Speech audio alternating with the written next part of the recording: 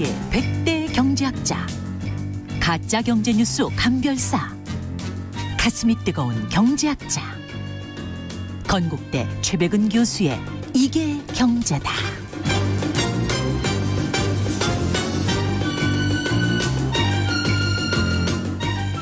네, 경제고수만의 탁월한 식견과 통찰력으로 경제 이슈를 분석하는 이게 경제다. 최백은 건국대학교 경제학과 교수 나오셨습니다. 안녕하세요. 안녕하십니까.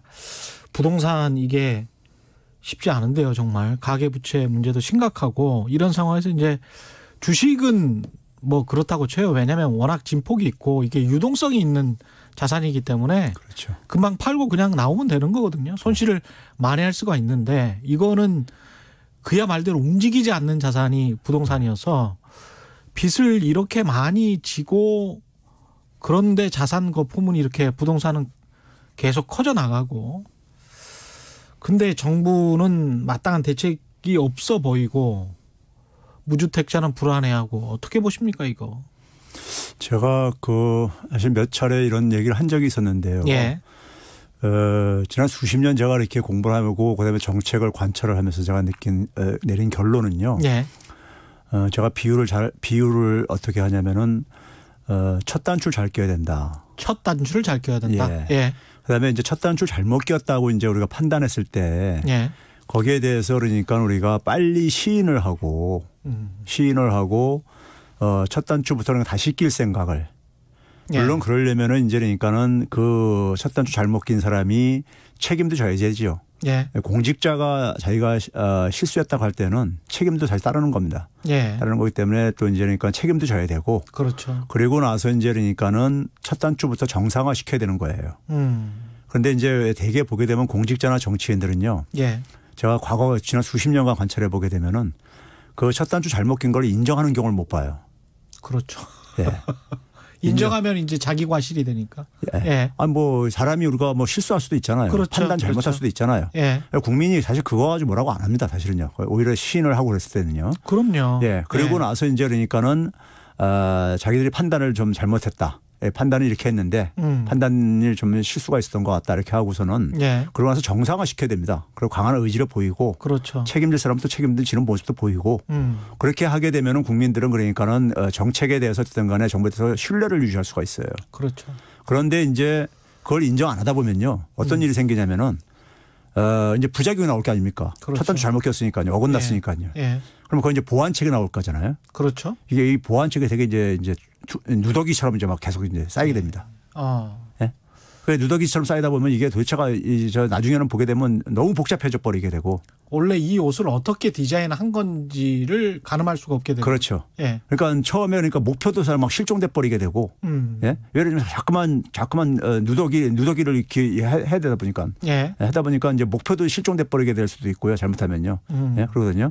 그런 점에서는 그러니까 지금이라도 저는 있잖아요. 지금이라도 첫 단추 제대로 끼는 마음으로 그걸 하기 위해서는 일단 먼저 그러니까는 그 정책에 어쨌든 간에 자기들 판단 미스. 판단 미스는 사실 간접적으로 그동안에 이렇게 자기들도 언급한 게 있어요. 예. 그러니까 예를 들어서 뭐냐면은 문재인 정부가 처음 들어섰을 때 뭐냐면은 부동산 정책을 가지고 인위적인 경기 부양 안 하겠다. 예. 예? 이런 얘기 했었고요. 그다음에 가계부채라는 것도 총량 관리제를 하겠다고 도입했었어요. 가처분수 대비 150% 이내서 이제 관리하겠다. 예. 했었거든요. 대통령이 또 그런 의지 표명도 했었고. 그런데 이제 문제는 뭐냐면 이 부동산 문제는 그 국토교통부만 하는 게 아니라 기재부도 꼭 관여를 하는데 기획재정부가 사실 권한이 많죠. 기재부가 관여하는 순간에 이게 거대버립니다. 기재부는 뭐냐면은 기재부가 관여하다 보면요. 기재부는 그러니까 이 경제 실적, 수치 실적을 급급하다 보니까는 하다 보니까 그래서 이제 그러니까는 이게 부동산 정책도 냉탕 온탕을 왔다 갔다 하게 만드는 하나의 제가 볼 때 주범이에요. 기재부가요. 예? 그런데 이제 그런 점에서 이제 그러니까 처음에 했던 것이 뭐냐면 뭐 이 임대사업자 그러니까는 임대사업자에 대해서 그걸 계속 오히려 그러니까 뭐 등록을 제도화시키기 위해서 권장하고 그랬잖아요. 예? 계속 유지했잖아요. 예.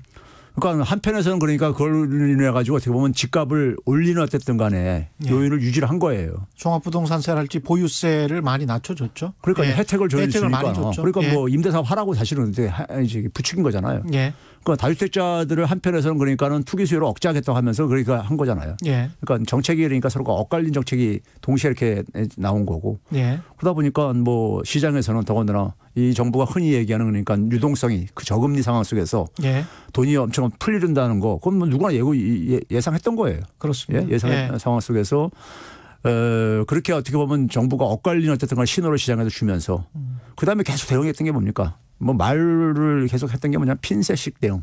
그렇죠. 근데 핀셋식 대응할 때마다 제가 항상 했던 얘기가 여기 이 방송에서 나왔을 때 제가 두더지 잡기식 게임 가지고 안 된다. 이게 두더지 치면 다른 데 튀어나오르는데. 그렇죠. 그래서 안 된다고 얘기를 해고했는데도 불구하고 계속 핀셋식으로 하면서 이번엔 된다는데 결국은 허언으로 끝나게 돼버렸죠. 그렇죠. 허언으로 끝나고 나서 뒤늦게 이제 그러니까 좀 이제 강한 조치를 좀 이제 도입하기 시작하다 보니까는 이게 막 이제 이게 엉망진창이 돼버린 거죠.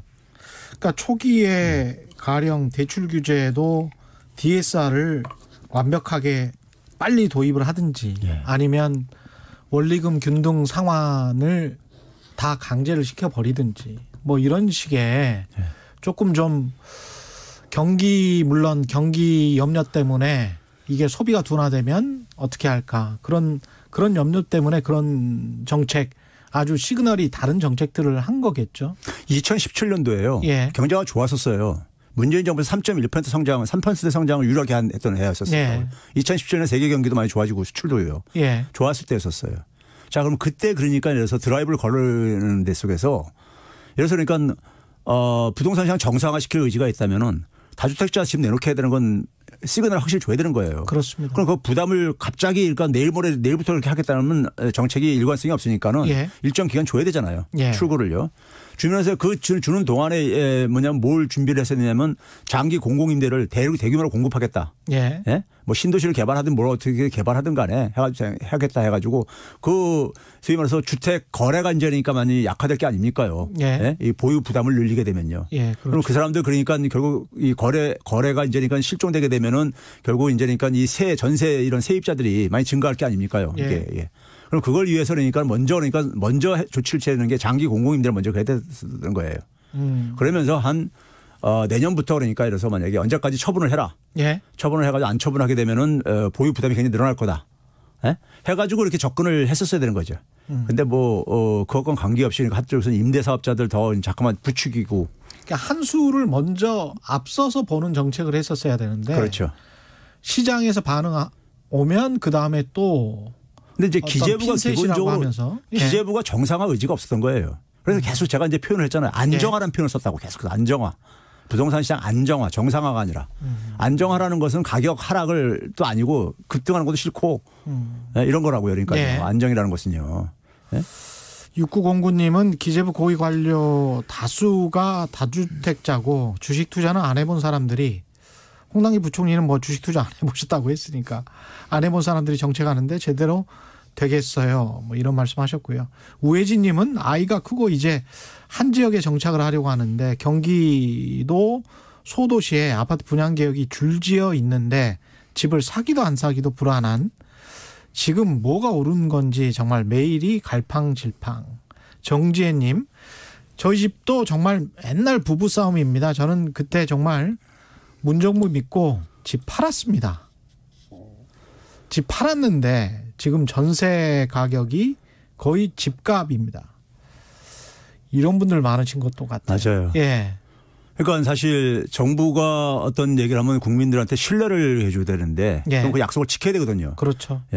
근데 항상 우리 아쉽게도 나오는 얘기가 뭐냐면 정부하고 반대로 가는 게 이런 얘기까지 나올 정도로까지. 그렇죠. 이건 굉장히 비극적인 얘기죠, 사실은요. 정책 수립자들이 이 부분은 굉장히 뼈 아프게 들어야 되는 얘기예요.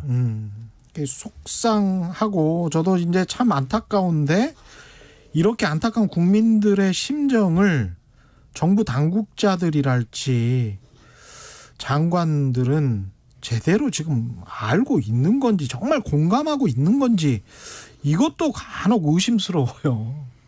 지금 이런 상황 속에서는요. 계속 땜질식 처방이 나올 수밖에 없어요. 계속 지금 그런 식으로 접근을 하고 있고 그러니까 그거 가지고 어떤 부분은 효과가 있고 어떤 부분은 이런 논란하는데 그런 게 국민들의 귀에는 안 들어와요. 별로요. 그렇죠. 예. 예. 지금요. 그렇죠. 예.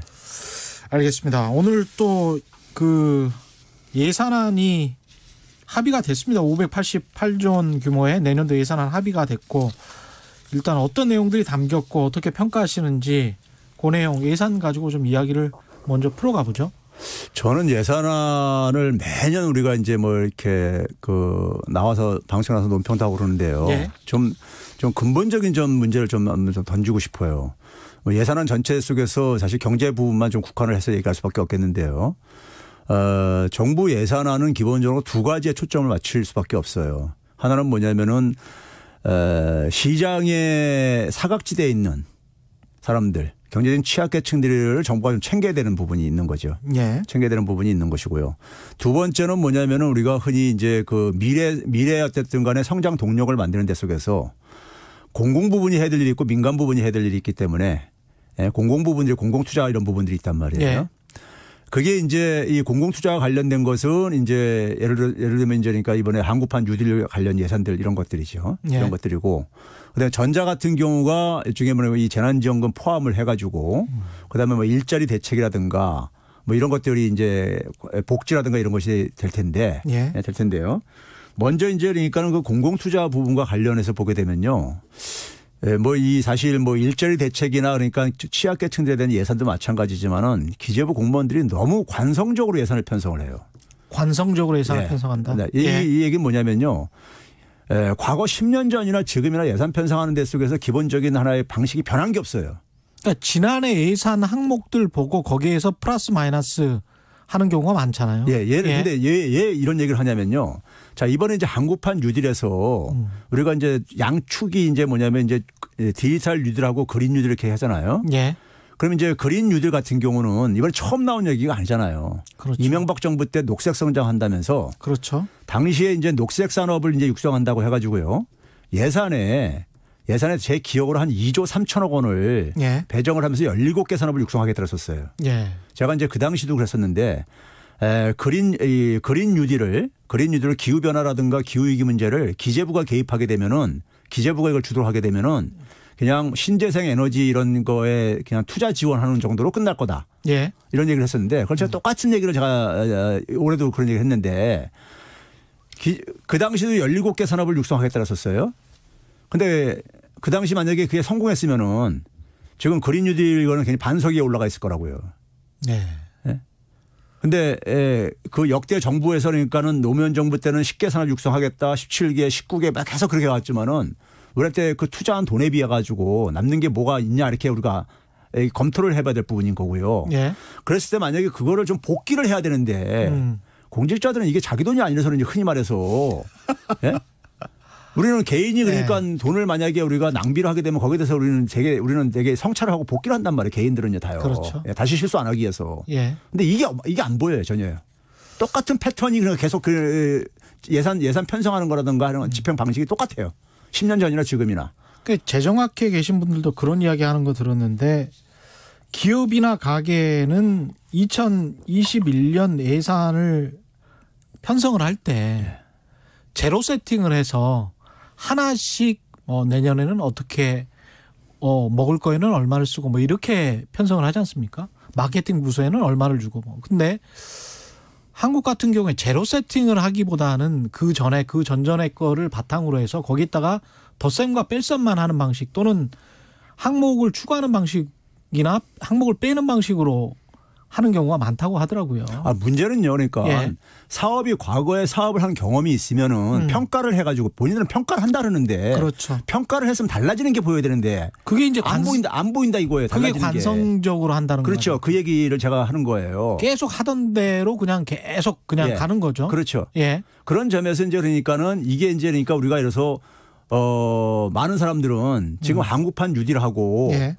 저희 박근혜 때 창조경제 얘기했던 거라든가 예. 이명박 때 녹색성장 얘기했던 거나 이걸 할 때 나중에 이제 그러니까 이게 도대체가 뭐가 차이가 있는가. 사실 이번에 한국판 뉴딜도요. 한국판 뉴딜의 핵심은 디지털 뉴딜입니다. 예. 디지털 뉴딜은 처음부터 문재인 정부에서 추진했던 거예요. 소위 혁신성장이라고 표현했던 게 바로 그거였었어요. 예. 혁신성장을 김동연 부총리 때 뭐라고 얘기했냐면 플랫폼 경제 활성화한다 그랬었어요. 예. 그리고 지금 홍남기 부총리가 등장을 해가지고 데이터 경제 활성화한다 그랬었어요. 예. 같은 얘기입니다. 그러네. 용어만 계속 바꾸는 예. 거예요. 그렇죠. 그러다가 올해 코로나가 되지니까는 예. 또 한국판 뉴딜이라고 해가지고 디지털 뉴딜을 얘기를 했어요. 예. 예? 다 같은 얘기예요. 내용은요. 그렇죠. 내용은 똑같고. 똑같은 거예요. 예. 근데 문제는 뭐냐면은 한 3년, 지금 3년 반이 지금 지나가고 있잖아요. 예. 3년 3년 반이 지나가고 있으면 그러니까 그것에 대해서 뭐가 성과가 나온다거나 아니면 최소한 싹이라도 보여야 되는 거잖아요. 그렇죠. 예. 예. 근데 그게 안 보이면은 좀 성찰을 해야 된다 얘기예요. 예? 근데 그렇게 되게 되면 우리가 박근혜 정부 때 창조경제 가지고 뭐라 그랬었습니까? 개념도 그러니까 정립이 안 되는 상태에서 모호하게 계속 가다가 시간 낭비하고 그렇게 했잖아요. 예. 근데 이게 그러니까 그렇게 되지 말란 법이 어디 있습니까요? 예? 그 성장 동력과 성장 동력 발굴을 하는 정책은 굉장히 타성적이고 관성적인 모습을 많이 보이고 있다. 그리고 이제 마찬가지입니다. 예. 일반 취약계층들에 대한 예산도 일자리 예. 예산도 그렇고요. 일자리 예산도 변하는 게 없어요. 예. 우리가 올해는 코로나 대개 일자리 예산이 그러니까 한 25조 안팎 됩니다. 적지 않은 돈이에요. 예. 예? 하는데 일자리 예산 그거 가지고 서민들이 그러니까 체감한 느끼는 게 뭐가 있냐 이거예요. 그렇게 많은 돈을 투입해도요. 예. 그렇죠?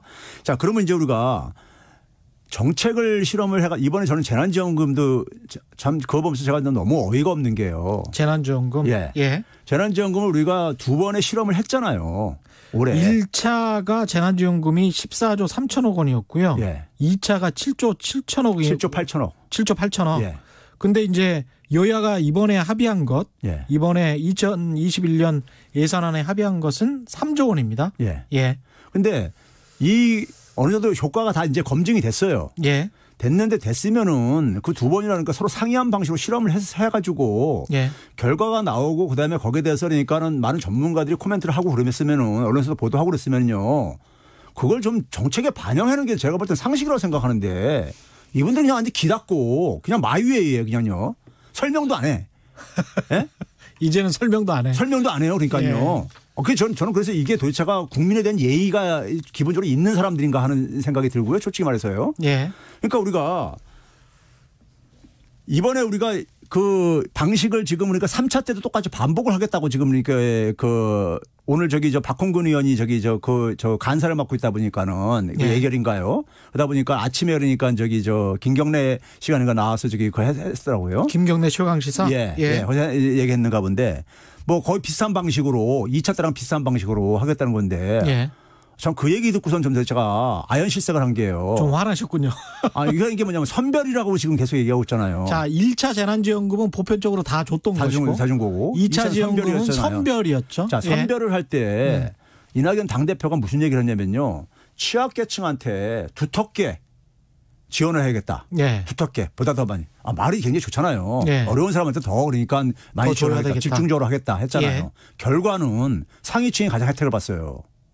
상위층이 가장 혜택 봤어요? 예. 어떻게 그렇게 됩니까? 아니, 그러니까 우리가 이제 그 가계소득 자료를 가지고 분석을 할 수가 있어요. 예. 가계소득이 그러니까 그래서 중산층 30에서 70% 사이는 줄어들었고 소득이 줄어들었어요. 예. 상위층이 가장 많이 오르고요. 그러니까요. 예. 예, 가장 많이 올랐단 말이에요. 근데 그 오른 것 중에서 이제 재난지원금과 관련된 부분이 사회수혜금이라고 있어요. 예. 사회수혜금. 예. 그러니까 작년하고 올해하고 그러니까 되게 비슷하게 가는 거를 제외하고 이렇게 보게 되면은 예. 상위층이 가장 많이 혜택을 받았어요. 아니 근데 왜 가난한 사람들 왜 그렇게 됐냐면요. 왜 그렇게 됐죠? 자, 선별의 내용들을 예. 한번 복기를 해보세요. 자영업자들 100에서 200만 원 지원했습니다. 예. 지원했는데 자영업자들 소득 기준 가지고 선별한 거 아니었었어요. 소득에 피해를 입은 사람들한테 다 지원해 줬습니다. 피해액을 가지고. 그렇죠. 그러니까 예를 들어서 그러니까 한 달에 1,000만 원 버는 사람이 900만 원 줄어들었어. 예. 그러면 지원 받은 거예요. 그러면 규모가 좀 큰 자영업자들이 오히려 지원을 받았군요. 그렇죠. 그러니까 큰 규모든 지금 이건 광범위하게 피해가 나타나는 현상이잖아요. 지금요. 이거는 그렇죠. 코로나는요. 예. 그렇죠. 거기다 한번 봐보세요. 저기 긴급 돌봄 같은 경우도 초등학생, 중학생 있는 자녀들을 지원해 줬잖아요. 예. 그것도 그러니까 소득 수준과 관계 없었어요. 그것도 소득 수준하고 관계 없었어요. 심지어 뭐냐면은 그 미취업 청년들 지원하는 것도 마찬가지 소득 수준하고 관계 없었어요. 그럼 맞벌이 고액 연봉자들도 대개 우리나라는요 상위층으로 갈수록 가구원 수가 많습니다. 그렇죠. 자녀를 많이 갖고 있어요. 그렇죠. 예, 그러니까 그쪽으로 더 많이 배분이 된 거예요. 그러니까 구조가 선별을 하다 보니까는 누굴 기준으로 선별할 것이냐 하다 보니까는 근데 거꾸로 있잖아요. 가장 어려운 최저생계 수급자들은 지원 못 받았어요. 왜 그러냐면은 그분들은 최저생계비를 작년에도 받고 올해도 받고 변화가 없잖아요. 소득 변화가요. 근데 이분들이 1인당 그러니까 1인 가구를 기준으로 했을 때 최저생계비 지원받는 금액이 52만 원 정도밖에 안 됩니다. 거의 못 살잖아요. 못 살기 때문에 되게 뭘 하냐면은 공공근로 이런 것도 해고를 해요. 근데 공공근로가 올해 코로나 때문에 다 죽어버렸거든요. 아, 밖에 나갈 수가 없으니까. 그렇죠. 그러니까 이제 기타 소득들이 나머지 그러니까 지원받는 수당 말고 그런 게 줄어든단 말이에요. 근데 이 사람들은 그러니까 또 배제가 됐단 말이에요. 그리고 이제 뭐냐면은 중간층이 소득이 줄어들었는데 특히 어느 소득이 줄어들냐면 자영업자 소득이 줄어들었어요. 자영업자 지원하겠다고 해놓고 자영업자 소득이 줄어들었어요. 중간층 소득 줄어든 이유가 자영업자 소득이에요. 왜 그런지 아세요? 왜 그러냐면은 우리가 돈이라는 것은 이게 지금 우리가 코로나 사태라는 것은요. 제가 늘 표현하지만 경제 생태계도 연결망인데 그렇죠. 이 연결망이 끊어진 거예요. 이게. 그렇죠. 사람들이 사회적 거리두기 접촉을 최소화하다 보니까는 그렇죠. 그러니까 소비 안 하게 되면 유통업자가 쓰러진다고요. 그렇죠. 끊어지는 거예요. 마디마디가 다 끊어지는 거예요. 끊어지는 상황 속에서 그러니까 이걸 억지로 이으려고 했던 것이 재난지원금 목표였었어요. 그렇죠. 그래서 소멸성 지역화폐라는 게 그런 의미 속에서 작동했던 거예요. 억지로 돈을 지출하게 한 거니까. 잠깐만요. 이 소멸성 지역화폐까지는 아직 가지 마시고요.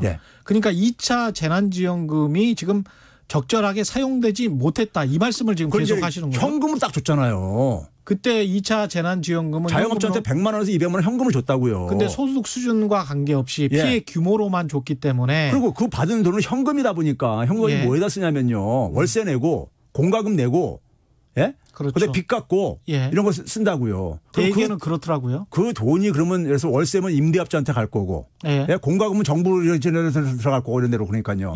그 돈이 사실은 돈이라는 것은 우리가 우스갯소리로 돈은 돌아야 된다는 얘기 있잖아요. 그렇죠. 돈이 이게 안 돌고 멈춰버리는 거죠. 그러니까는 그래서 우리가 제가 화폐 유통 속도를 계산해 봤어요. 3분기에 다른 나라 주요 국가들은 다 이게 상승으로 반전하는데 한국은 떨어졌어요. 더요. 화폐 유통 속도도요. 그러니까 결국 돈이 안 돌다 보니까는 자영업자들 그러니까 중간층 같은 경우 100만 원, 200만 원 지원받은 거 가지고 언발에 오줌 누기식으로 되고 나서 이제 수입이 안 생기니까 돈이 안 도니까 수입이 안 생길 게 아닙니까? 그래서 자영업자들이 중간층 자영업자들이 직격탄을 맞은 거예요. 그럼 1차 때 보편적으로 다 줬을 때 있지 않습니까? 그럴 때는 어떤 경제 효과가 있었습니까? 그때는요. 소득이 전체 가구가 다 증가했어요. 전체 가구가 하위 10%부터 상위 10% 증가했고 하위층이 대폭 증가했어요. 한 11% 이상 증가했고. 근데 중간층이 그러니까 한 8% 증가하고 상위층은 한 3% 굉장히 바람직하게 됐어요. 그게 오히려 더 그러니까 촘촘하게 그러니까 이 선별 지원 원칙에 맞게끔 나타났다니까요. 오히려 보편적으로 지급한 게 오히려 가난한 계층들에게 훨씬 더 도움이 됐다. 그렇죠. 소비를 진작시킴으로써. 그래가지고 기재부에서 이런 얘기를 하니까는 뭐라 그랬냐면은 아직 효과를 다 확인하기 힘들다. 그랬었어요. 10월 달에 이제 그러니까 사람들이 돈을 많이 쓰고 그랬었을 테니까는. 근데 이번 주에요. 통계청에서 산업활동 동향이라는 걸 발표했어요. 거기 보면 소매 판매의 변화가 있습니다. 10월 달에 전달 대비해서 마이너스 0.9%로 추락해서 버렸어요. 그거 봤습니다. 그렇죠? 그 10월 달에 뭐냐면은 코로나 방역도 완화가 됐을 때였었고. 그다음에 뭐냐면 소비 코리아 페스티벌이 뭐 소비 쿠폰 지급한다고 해서 소비자금 막 했을 때였었어요. 이 방역도 좀 느슨해졌을 때였고요. 근데 소매 판매가 확 줄어들었다고요. 그 얘기는 뭘 의미하냐고요. 그러니까요. 그러니까 이게 돈이 그러니까 돌아야지 되는 거고 돈이 특히 뭐냐면 돌려면은요. 중하위층한테 이게 집중적으로 혜택이 가야지만 돌아요. 소비 성향이 높기 때문에. 그러니까 1차 때는 그렇게 보편적으로 지원할 때는 돈이 좀 돌았었던 게 확인이 그렇죠.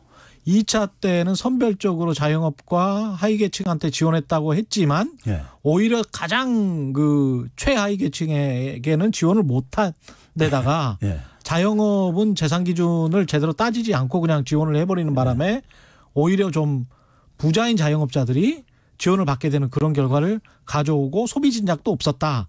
이런 말씀을 하시는 건데 그러면 이제 3차 때는 이게 지금 얼마 안 되잖아요. 3차는 지금 여야가 합의한 게 3조 원인데 이걸 어떻게 이제 써야 될 거냐. 이 문제를 좀 이야기를 좀 잘 해 주셔야 될 것 같고요. 근데 얘기하면 뭐합니까? 듣지도 않는데. 저는 진짜. 제발 좀 아니 듣는 거는 같은데 최경영의 경제쇼를 참 저도 아니.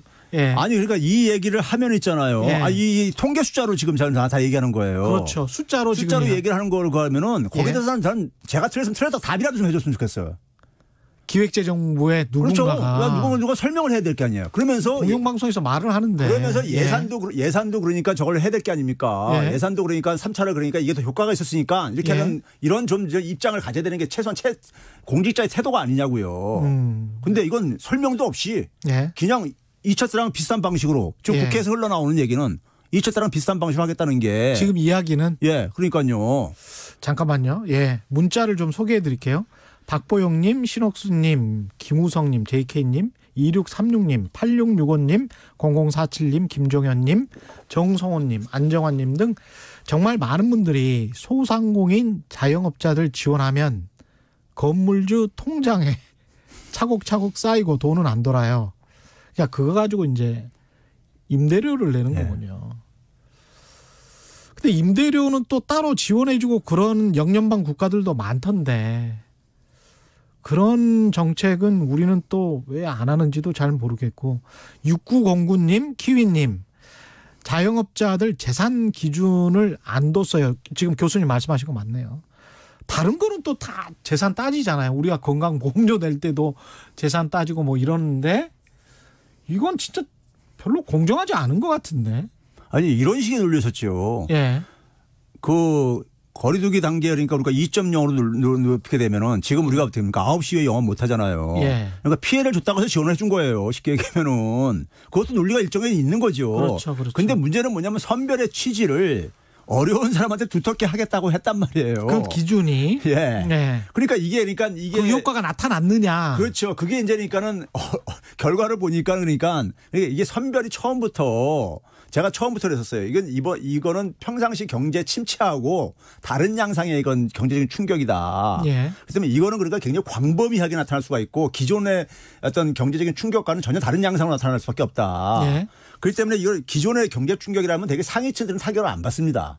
일반적으로 그러니까요. 그렇죠. 그러니까 이제 소위 말해서 중하위층 집중적으로 해도 돼요. 그럴 때는요. 그렇죠. 근데 이런 경우는 그러니까 그러니까 어디서 어떻게 피해를 입히는지 광범위하게 나타나기 때문에 이걸 선별하는 게 물리적으로 굉장히 힘들고 그리고 일단 어쨌든 간에 이걸 이 지역화폐나 이런 걸 얘기했던 것이 이게 이 연결망이 끊어지는 거를 이어줘야지만이 오죽하면 그러니까 소상공인 단체들에서요.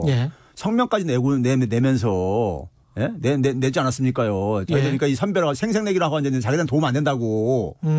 당사자들이 그 돈을 받는 당사자들이 그러니까는 1차 때 방식으로 해달라고 그렇게 하는데 도대체가 그러니까 저는 어떤 정책을 가게 되면 정책은 과하게 되는 거지. 그러니까 잘못된 그러니까 어쨌든 소신을 가지고 계속 밀어붙이는 것은 정책은 과학이어야 한다. 정책은 믿음이나 신념이나 소신이 아니다. 일단 이 3차 3조 원이라도 내년에 어떻게 써야 되는지 지금 지역화폐 말씀을 하셨는데 그러니까 지역화폐 아까 그 소멸성화폐라는 말도 이 지역화폐라는 말입니까? 아니, 소멸성이라는 게 일정 기간 내 다 쓰게 했잖아요. 일정 기간 내 다 3개월이나 다 쓰게 했잖아요. 1차 때는 그랬죠. 그러니까 1차 때 그게 소멸성이라는 얘기예요. 그러니까 사람들이 반드시 쓰니까는 돈이 돈 거예요. 무조건 이 기간 내 이 분기 안 쓰면 때는 회수가 되니까. 그렇죠. 맞아요. 그리고 그거를 뭐냐면 지역의 소상공인들한테만 쓰게 했단 말이에요. 그랬죠. 그러니까 소상공인들한테 그게 돈이 가지요. 당연히 거기다 집중적으로 쓰니까. 그렇죠. 백화점이나 이런 데는 안 된다 그랬잖아요. 못 쓰게 했었고요. 이번에도 그러면 똑같이 그렇게 해야 된다. 근데 그 방식이 교과서에 없는 방식이에요. 아, 그렇습니까? 되게 있잖아요. 우리가 현금 지원으로 우리가 되게 이전 소득이라고 하잖아요. 정부가 이전 소득이라는데 현금을 지원을 해 준 거를 현금으로 이전해 주게 되면 경제학에서요. 그건 대부분이 저축이 된다고 그렇게 돼 있어요. 우리가 로또 당첨되게 되면은 로또로 한 1,000만 대통령됐다 하게 되면은 대부분이 저축을 해가지고 주식 투자라든가 뭐 이렇게 저축으로 많이 돌린단 말이에요. 소비로 안 이어지고요. 근데 대한민국에서는 그러니까 이걸 그러니까 반드시 쓰게 해가지고 이게 창의적인 해법이나 이런 지적도 나오고 그랬었어요. 경제학 책이 없는 얘기를 해가지고. 근데 이런 목소리들이 지금 조 이사님도 비슷한 말씀을 해 주셨는데 소상공인인데요. 최 교수님 말이 정확합니다. 1차 지원 때는 정말 매출에 도움이 됐고 2차 때는 마이너스 9월에는 최악이었다 이렇게 말씀하셨는데 이게 기획재정부 부총리건 뭐 청와대건 이런 목소리가 전달이 안 되나요? 근데 처음에 이 재난지원금 2차 때 1차 때는 보편적으로 다 지원하고 2차 때는 맞춤형 뭐 이런 이야기 했잖아요. 맞춤형으로 우리가 뭐 시장에서 커스터마이즈 하는 것처럼 우리가 정확하게 맞춤형으로 지원을 하겠다. 근데 말씀하신 것처럼 효과가 안 나타났는데. 아니 말은 그러니까 어떻게 못해. 부동산에서 우리가 핀셋 대책이라는 게 말은 이쁘잖아요. 말은 이쁘죠. 예? 그 피해보는 부위만. 예? 그러니까 우리가 이래서 뭐 저기 암세포면 싹 도려내듯이 이렇게 그 한다는 얘기잖아요. 예. 근데 그게 제대로 그러니까는 선별을 해놨는지 예. 이게 선별이 안 될 수 있는 가능성을 예. 이게 이제 그러니까 집행할 때는 몰라서도 확인이 되면은 3차 때는 그러니까 그걸 좀 시정을 해야 되는 거잖아요. 아까 제가 정책은 첫 단추가 중요하다고 그랬었어요. 그렇죠. 잘못 꼈을 때는 그러니까 다시 정상화 시켜야 된다 그랬었어요. 예? 그럼 자기들이 그러니까 계속 고집을 피울 때는 고집 피우는 논리를 제공하든지. 예. 예? 그게 국민에 대한 예의 아닙니까? 공직자들에게 기본적으로. 그렇죠. 예? 이게 우리는 무슨, 이래서 이 정책이 맞다고 예. 생각한다. 이게 무슨 장관 개인 돈을 쓰는 겁니까? 이게 지금요. 그렇죠. 예? 어차피 우리 세금인데. 그러니까요. 예. 근데 그런 것도 없이 그냥 밀어붙이고 있는 거잖아요. 그냥요. 예? 그리고 이런 이제 3조 원을 어떻게 이제 쓸지는 그 아까 소멸성 화폐 그걸 어떤 소상공인에게 집중해서 쓸 수 있게 그렇게 해줘야 된다 이런 말씀을 하신 거고요. 그러면 이번에 여야 합의안이 한 558조 원인데 네. 예산안에 관해서 또 이제 뭐 국채를 좀 발행하고 뭐 이렇게 해서 이제 빚으로 조금 충당을 하게 되면 재정 건전성 이야기가 또 당연히 나올 것 같은데 어떻게 생각하십니까? 그 우려에 관해서는? 저는 그 재정 건전성 여러 번 얘기했는데요. 여러 계속 번 나오니까. 예. 그 제가 1차 때 기준으로 해서 계산을 해봤어요. 예. 우리가 지금 43.9%입니다. 예. 4차까지 해가지고요. 예. 43.9%인데 국가 채무 비율이요. 예. 제가 항상 얘기하잖아요. 비율이 중요하다고. 예, 그렇죠? 그렇죠. 절대 얘기 아니라. 그렇죠. 근데 이제 43.9%인데 1차 때처럼 하게 되면요. 한 0.3%포인트 정도가 증가할 가능성이 있어요. 2차 때처럼 해도? 예. 그러면 이제 44.2% 정도 되는 거예요. 쉽게 얘기하면요. 1차 때처럼 한 14조 원을 써도 그렇다면? 예, 그렇죠. 예. 예? 이번에 국채 뭐 2조 정도 이렇게 발행하는 것은 이건 거의 저 영향도 못 미치는 규모이고 그런데. 예. 근데 문제는 있잖아요. 우리가 자꾸만 이 재정을 가지고 이렇게 재정 건전성을 가지고 사실 일부 보수 언론을 비롯해 가지고 이 정부에서 계속해서 걱정을 하고 있는 거는 제가 이제 그래서 이 SNS도 그런 걸 올렸지만은 독일이 말이에요. 예. 재정 건전성은 가장 엄격하게 운영하는 나라입니다. 그렇죠. 유명하죠. 예. 왜냐하면 과거에 1차 세계대전 이후에 하이퍼 인플레이션 경험한 적이 있어가지고. 그렇죠. 그래가지고 그 악몽이 있어가지고 그 나라들도 그러니까는 그리고 또 국민성이 굉장히 검소하는 걸로 유명한 민족성을 갖고 있잖아요. 검소하고 근면하고. 예, 그렇죠. 그러다 보니까 그러는데 근데 올해 지금 독일의 그러니까 국가 채무 비율이요. 얼마나 증가했는지 아세요? 18%포인트 정도 증가했습니다. 정부 부채가요? 예. 채무 비율이요. 와, 엄청나네. 예, 엄청나게 증가했어요. 예. 내년에도 지금 뭐냐면 106조를 지금 더 투입하겠다고 지금 하고 있어요. 우리나라 돈으로? 예. 엄청나군요. 예. 예. 근데 독일이라면 우리가 어느 누구나 제가 독일을 예를 들면 독일은 그러니까 선진 국가에서도 굉장히 재정을 굉장히 건전하게 운영하는 걸 강조하고 그렇죠. 더군다나 유로존의 이제 맹주 국가로서 다른 나라들한테도 계속해서 그런 얘기를 강요하는 입장이기 때문에 그렇죠. 근데 독일이 지금 그러고 있어요. 독일의 그 재무장관이 무슨 얘기했냐면은 이거 안 했으면 국가에 무슨 일이 났을지 모른다. 그러니까 어떤 상황을 명확히 파악하고 과단성 있는 정책을 펴야 할 때는 해야 되거든요. 그러니까 200수십조를 올해 계획 투입을 했는데요. 그거 하면서도 독일은 야당의 반대도 없었어요. 근데 이게 일본 같은 경우에 사실은 잃어버린 30년 이야기하지만 그 이유 중에 하나가 정책을 찔끔찔끔 했기 때문에 그렇지 않습니까? 금리를 인하할 때도 찔끔찔끔, 인상할 때도 찔끔찔끔.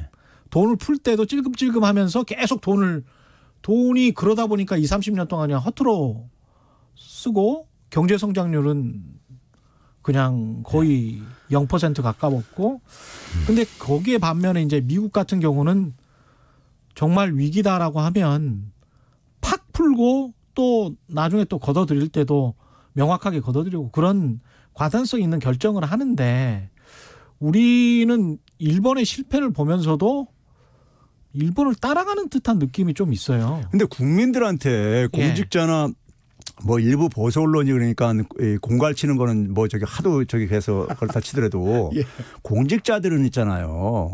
근거 없이 그러니까는 저기 저 국민들 공갈 치면 안 되는 거예요. 그건 진짜 아주 죄악입니다. 그렇죠. 근데 제가 이제 오죽하면 국민들 가장 쉽게 제가 이해시키기 위해서 우리나라 외환위기 경험했잖아요. 그렇죠. 외환위기 때 우리나라 이 국가 채무 비율이 10%였었습니다. 네? 그 전에는 직전 연도에는 8%대 있었고요. 근데 10%에서도 외환이 터졌었어요.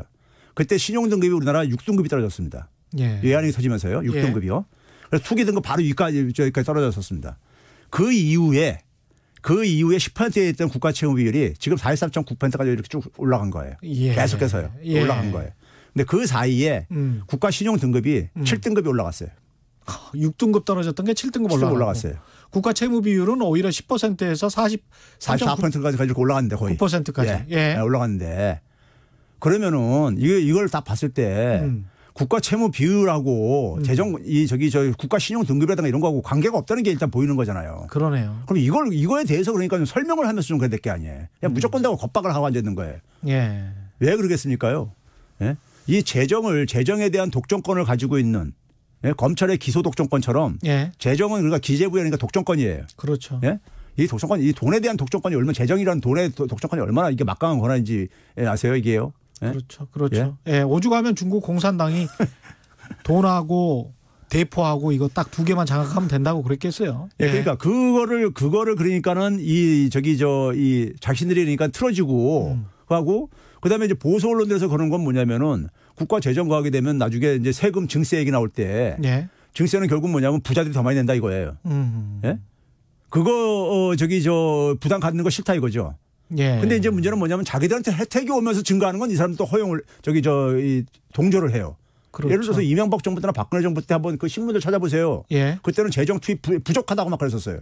그랬습니다. 그때는요. 그럼 일관성이니까 좀 얘기를 하든지. 그래서 오죽 시중에 보게 되면 조선일보의 주장은 조선일보가 아주 반박할 수 있다는 이런 얘기를 떠돌 정도니까. 허정구님, 5497님, 오드리님, 9339님, 최종옥님, JH리님은 솔직히 10만 원이라도 주면 우리 같은 사람들은 모두 1차적 소비에 빨리 지출하고 오히려 그 돈보다 더 씁니다. 그런 말씀하셨고요. 8048님, 용달 30년 하면서 한 달에 150에서 200만 원 버는데 소득 변동 없다고 2차 지원을 못 받았습니다. 한 달에 150, 200만 원 버는데 2차 지원. 아까 그랬잖아요. 소득 변동 없으면 안 줬다니까요. 개인 택시 하는 부자 내 친구 2차 때 150만 원 지원받았습니다. 이게 진짜 이러네요. 그럼요. 그러니까 일반 현장에서 다들 알고 있는데 공직자나 정치인들만 지금 그러니까는 엉뚱한 짓을 하고 앉아 있는 거라니까요, 지금요. 제발 좀 들으셨으면 좋겠습니다. 저는 그래서 했잖아요. 제가 이걸 일석삼조라고 표현하는 이유가 지금 우리가 코로나가 지금 하반기 되면 사실 진정될 거라고 많은 사람들이 기대를 하고 했는데 지금 3차 대유행까지 하면서 1년이 지속되면서 지금 지쳐들 가고 있잖아요. 그리고 사실 내년 1분기도 겨울이 포함된 1, 2, 3이잖아요. 그래서 미국이나 유럽도 1, 2, 3이기 때문에 올해 지금 4분기도 그렇지만 내년 1분기도 잘못하면 마이너스 2 이야기가 나와요. 실제로. 그럼요. 그럼 이제 이 상황 속에서 저는 뭐냐면은 방역의 가장 그러니까 1등 공신은 뭐냐면요. 시민들의 자발적 참여 협력입니다. 시민들이 사회적 거리두기 협조하고 마스크 잘 쓰고 하는 게 이게 1등 공신인 거예요. 그거 하려면은 시민들이 지쳐 있거든요. 지쳐 있는데 뭐냐면 다시 한번 좀 힘을 내달라고. 그러려면 좀 시민들한테도 뭔가 좀 그러니까 선물 하나 줘야죠. 연말에 그러니까요. 주면서 그러면 그게 자영업자한테 도움이 되고 1차 때 방식으로 하게 되면은 오히려. 그리고 제가 얘기하는 게요. 지금 아까 했지만 경제 정책을 할 때 우리가 항상 판단할 때 기재부 관료들이라든가 이 주류 경제학자들이 판단하는 기준이 뭔지 아세요? 성장률에 어떻게 영향을 미쳤냐는 거예요. 그런데 2분기 때 우리나라가 압도적으로 1등을 했어요. OECD 국가에서요. 격차가 확 벌어졌었죠. 그 당시 예. 기억들 하실 거예요. 주요 국가들은 성장률 2자릿수로 막 폭락하고 막 그랬었잖아요. 근데 우리도 마이너스 한 3.2 됐지만은 우리는 굉장히 선방을 했던 거였었죠. 예. 그래서 격차가 굉장히 많이 벌어졌습니다. 2분기 때는 5월부터 우리가 재난지원금을 지급을 했어요. 예. 예. 미국하고 그 당시에 그러니까 한 7.8%포인트가 예. GDP 대비요. 이렇게 예. 격차 확 벌어졌습니다. 우리나라하고요. 근데 3분기 때는 우리나라가 예. 플러스를 기록했지만은 그게 다 수출까지 된 거예요. 내수는 마이너스를 했고요. 예? 그렇습니다. 지금 근데 현재도 그렇죠. 그 성장률이 예. 꼴찌였었어요. OECD에서요. 기저효과를 그래도 꼴찌했었어요. 예. 그래서 그 결과로 뭐냐면 미국하고 격차가 확 줄어들어가지고 1%포인트 정도로 줄어들 뻔했어요. 그러니까 거기서 쫓아온 거예요. 우리를요. 그러네요. 3분기까지요. 예. 그럼 성장률에 있어서도 별로 그러니까 도움이 안 된 거예요.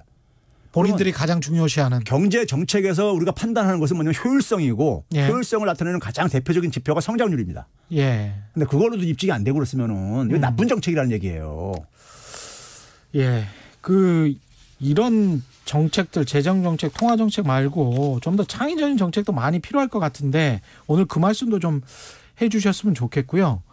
얼마 시간이 안 남아서 4651님 부산의 택시기사인데 1차 재난지원 때는 코로나 이전으로 돌아간 것 같았는데 2차 지원금은 저도 받았지만 1차 때와 달리 손님이 없었다. 그러니까요. 그게 문제였던 거예요. 예.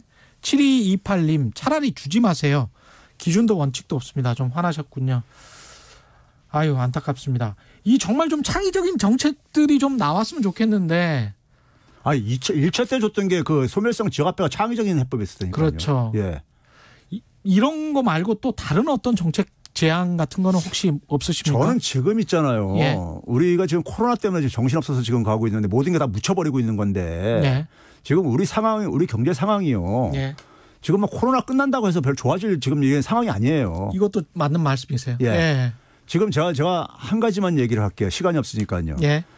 많은 사람들이 힘들지만은 저는 특히 이제 주목을 하는 게 뭐냐면 청년들이 예. 지금 희망을 못 갖고 있습니다. 음. 하나 대표적으로 우리가 하는 게 뭐냐면 아마 신문 기사들의 보도가 났기 때문에 많은 사람 들은 기억이 있을 거예요. 예. 우리나라 10명 중에 청년 10명 중에 8명 정도가 한국 떠나고 싶다고 그럽니다. 예? 정확히는 7.5명인데 한 예. 다른 8명 정도가 떠나고 싶다고 그래요. 한국에서 탈출하고 싶다고요. 예. 그 뭐냐면 한국에 있어서 자기가 희망을 찾을 수 없으니까 그런 거예요. 예. 그럼 청년들이 희망을 못 느끼면요. 그 사회의 미래 20년 후는 뭐가 있겠습니까? 그렇죠. 예? 그러니까 우리나라 사실 뭐냐면은 지금 경제가 사실 성장률이 지금 문재인 정부에서 2%로 좀 내려앉았잖아요. 코로나 아니라 하더라도요. 예. 근데 이제 이게 다음 정부에서는 1% 떨어질 걸 경제체 다 지금 예측을 하고 있습니다. 그렇죠. 정권 바뀔 때마다 1%씩 쭉쭉 내려왔잖아요. 그동안에. 그랬습니다. 예. 그렇죠? 그럼 조만간에 있으면 0%로 갑니다. 일본처럼요. 그렇죠. 사실상 성장 중단 시기로 가는 거예요. 예. 그렇죠? 인구도 사실상 소멸 시기로 지금 진입하고 있죠. 예. 그렇죠? 고령화는 굉장히 가되고 있고요. 거기다 뭐냐면 우리나라는 한 2023년부터요. 창업하는 기업들이요. 예. 1년, 그러니까 예를 들어서 1년 미만 된 이런 기업들이 비율이 예. 계속 떨어지고 있어요. 기업 생태계도 늙어가고 있어요. 예. 그러니까 오래된 기업들이 비중이 갈수록 이제 많아지고 있다는 얘기인 거고, 그러니까 우리가 저출산을 하게 되면 뭡니까? 아이들 울음소리가 농촌에 안 들린다 뭐 이런 얘기 하잖아요. 예. 기업 생태계도 마찬가지인 거예요. 예? 그러니까 전체적으로 우리나라 경제 생태계가 활력이 지금 떨어져가고 있는 거예요. 그러니까 이거를 가장 직격탄을 맞는 게 누구냐? 청년들인 거예요. 청년들인 겁니다. 예. 그런데 지금 우리는 여전히 성장이 필요하다고요. 그렇죠. 예? 파이를 키워야 된단 말이에요. 그렇습니다. 근데 지금 성장 방식은요. 과거 제조업 시대와 달라가 제조업 시대들은 자본 많이 동원해가지고 투입하면 예? 노동력 많이 투입하면 되게 좀 나왔지만은 지금은 제조업에서는 지금 그렇게 수익이 나올 수 있는 적이 아니에요. 그렇죠. 예? 그럼 네. 지금 되게 보게 되면 우리가 혁신 성장이라고 얘기하는데 21세기의 지금 혁신은요. 좋은 아이디어가 지금 우리가 이게 결정을 합니다. 좋은 아이디어가요. 근데 좋은 아이디어는 결국은 청년 세대들이 결국은 아무래도 많을 수밖에 없는 거잖아요. 예. 청년들이 그러니까 새로운 그러니까 아이디어를 그러니까 좋은 아이디어를 많이 발휘할 수 있도록 사회 환경이 조성이 돼야 되는 거예요.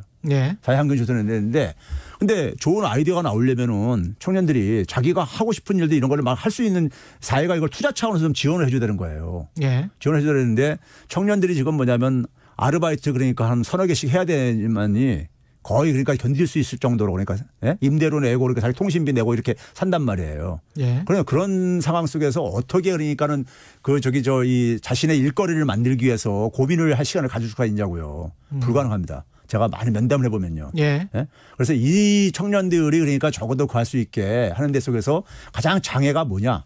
저는 금융이라고 봐요.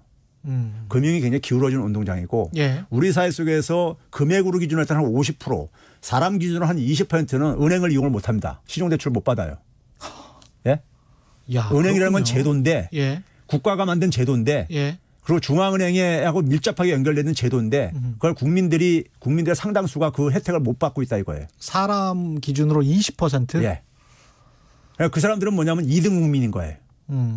은행 이용 못하면 2금융권, 3금융권으로 가야 된다는 얘기예요. 그렇죠. 그렇죠? 예. 그러면 기본적으로 그러니까 불리한 게임을 할 수밖에 없어요. 그렇습니다. 그렇죠? 예. 그러면 이 상황 속에서 그러니까 소위 말해서 가계부채도 막 증가하고 그러는 건데 예. 근데 지금 제가 아까 화폐 유통수도라는 걸 얘기했지만은 예. 소개했지만은 화폐 유통수도가 계속 외환위기부터 떨어져 왔었어요. 예. 지금 미국이나 선진국가보다 더 낮아요. 우리는 지금 한 0.61 정도까지 떨어져 있어요. 예. 지금 일본 거의 쫓아가고 있습니다. 일본이 0.5 밑에까지 떨어졌거든요. 예. 예? 그러니까 이게 돈이 안 돈다는 얘기예요. 퇴장을 하고 있다. 예. 예. 돈이 이게 되게 어디에 가느냐? 저기 강남에 가면 저기 저 부자들 저기 저 무슨 뭐 저기 저 사금고 저거 하잖아요. 예. 저기 개인 저기 저 자산 이렇게 해주는 거 있잖아요. PB PB들이 센터. 하잖아요. 예. 그 사람들한테 굉장히 저금리로 막 빌려줘요. 예? 예. 왜냐면 은행은 뭐냐면 자산을 많이 덩치 키워가지고 수입을 예. 많이 그래도 그게 늘리는 게 그게 더 돈 남는 거다 하고 하면서 1분밖에 안 남았어요. 예. 예. 그리고 뭐냐면 취약계층들한테 정작 돈이 가야 될 사람들한테 가야 되는 것을 안 하고 있는 거예요. 취약계층 청년들에게 대출을 저리로 제1금융권에서 받을 수 있도록 하자. 그렇죠. 아니 그게 1금융권을 왜 그게 안 하냐면요. 예. 이게 지금 우리나라 시중은행들은 다 외국인들이 다 장악해버렸어요. 그렇죠. 은행의 기본적인 우리가 기능 중에 하나가 우리가 그것도 주식회사니까 수익을 추구하게 돼 있지만은 예. 또 다른 하나 중요한 기능이 뭐냐면은 금융 중개 기능이라는 게 있습니다. 그렇죠. 돈을 돌게 돌게 해줘야 된다 예. 얘기예요. 왜 그러냐면 은행은 엄청나게 특혜 사업입니다. 그렇죠. 중앙은행 금리 예. 이용하고 돈이 위기에 몰렸을 때니까 유동성도 무한히 지원받고 막 이런 등등으로 해가지고요. 근데 은행들이 그렇죠? 자기 역할 안 하고 있는 거예요. 역할 안 하죠. 안 하고 있는데 그러면 이거를 안 하는 상황 속에서 정부가 강제해야 된다. 중앙은행이 두 손 놓고 있으면 직무유기라 이겁니다. 알겠습니다. 예. 오늘 말씀 감사하고요. 지금까지 최백은 건국대학교 경제학과 교수와 함께했습니다. 고맙습니다. 네, 감사합니다. 지금까지 세상에 이익이 되는 방송 최경영의 경제쇼였습니다. 고맙습니다.